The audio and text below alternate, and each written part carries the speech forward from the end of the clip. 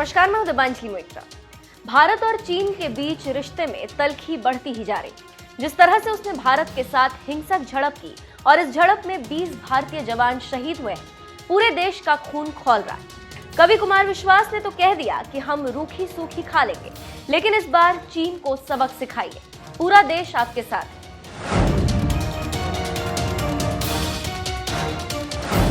Facebook post में कुमार विश्वास ने चीनी उत्पादों का बॉयकॉट करने की अपील करते हुए कहा, आदरणीय प्रधानमंत्री जी, वित्त मंत्री जी, रक्षा मंत्री जी, देश की आवाज और देश के मानस को समझिए। देश भर में चीनी कंपनियों को दिए निर्माण के सारे ठेके रद्द करिए। भारतीय कंपनियों में षड्यंत्र पूर्वक किए गए चीनियों के सारे निवेश को बाहर फेंकिए। उस निवेश की जगह भारतीय कंपनियों को भारत सरकार से निवेश दिलाइए। चीनी उत्पादों के खिलाफ पूरे देश को तैयार कीजिए। सबसे पहले सरकार और आप जो भी चीनी उत्पादों का प्रयोग कर रहे हैं, उनका सार्वजनिक त्याग करिए। चीनी उत्पादों के समतुल्य सामान बनाने वाली भारतीय कंपनियों और ऐसे उत्पाद बनाने के लिए उत्सुक भारतीय कंपनियों को टैक्स में व्यापक छूट देकर उनका मनोबल बढ़ाइए। कुमार विश्वास ने मोदी सरकार को महाराणा प्रताप की याद दिलाते हुए कहा, याद रखिए, इतिहास किसी भी नायक को 2 बार नहीं आजमाता।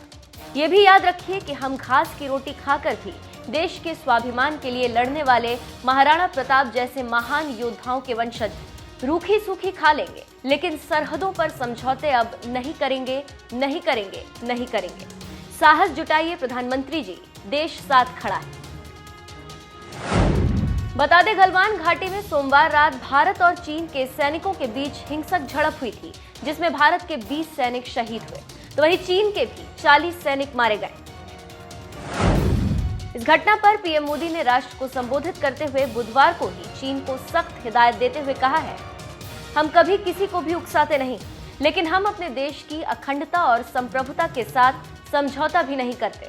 जब भी समय आया है, हमने देश की अखंडता और संप्रभुता की रक्षा करने में अपनी शक्ति का प्रदर्शन किया है।